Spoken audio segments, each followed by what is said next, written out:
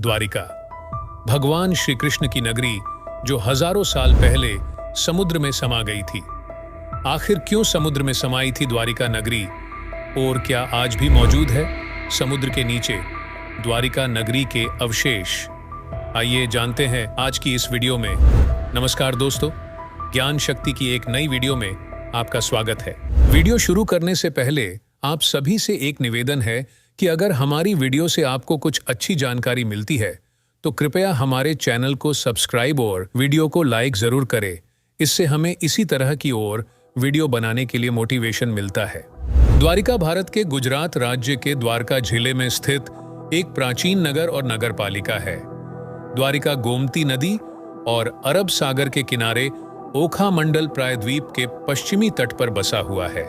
यह हिंदुओं के चार धाम में से एक है, जो सबसे पवित्र प्राचीन नगर में से भी एक है। यह श्री कृष्ण के प्राचीन राज्य द्वारिका का स्थान है, जो समुद्र में डूब गई थी। एक समय था जब कुछ लोग कहते थे कि द्वारिका नगरी एक काल्पनिक नगर है जो कभी था ही नहीं।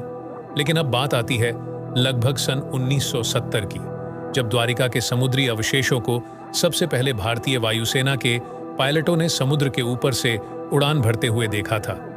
द्वारिका नगरी के अवशेष पाए जाने की जो शुरुआत आकाश से वायुसेना ने की थी, उसकी सच्चाई भारतीय नौसेना ने सफलतापूर्वक दुनिया के सामने उजागर कर दी। आर्कियोलॉजिस्ट प्रोफेसर राव और उनकी टीम ने 1979 से 1980 में समुद्र के अंदर द्वारिका की खोज की, जिसमें उन्होंने 560 मीटर लंबी द्वारिका नगरी की दीवार देखी और साथ में उन्हें वहां पर उस समय के बर्तन भी मिले जो 1528 ईसा पूर्व से 3000 ईसा पूर्व के थे।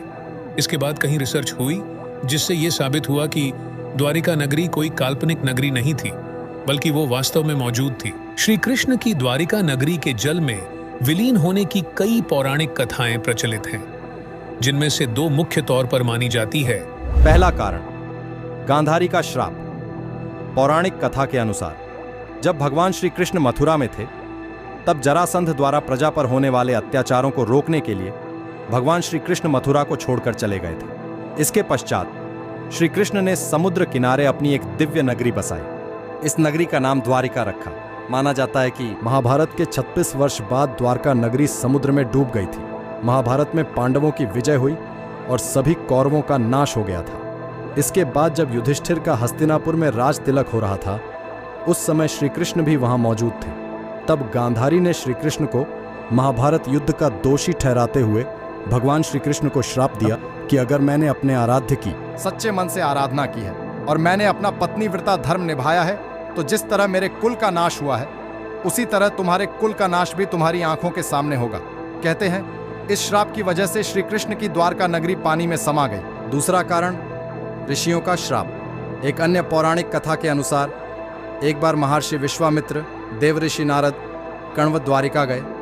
तब यादव वंश के कुछ लड़के ऋषियों के साथ उपहास करने के लिए श्री कृष्ण के पुत्र सांब को स्त्री वेश में ले गए और ऋषियों से कहा कि यह स्त्री गर्भवती है, आप इसके गर्भ में पल रहे शिशु के बारे में बताइए। ऋषियों ने अपना अपमान होता देख श्राप दिया कि इसके गर्भ से मुसल उत्पन्न होगा और उस मुसल से समस्त यदुवंशी कुल का विनाश होगा। उसके पश्चात सभी यदुवंशी आपस में लड़ लड़कर मरने लगे थे। सभी यदुवंशियों की मृत्यु के बाद बलराम ने भी अपना शरीर त्याग दिया था।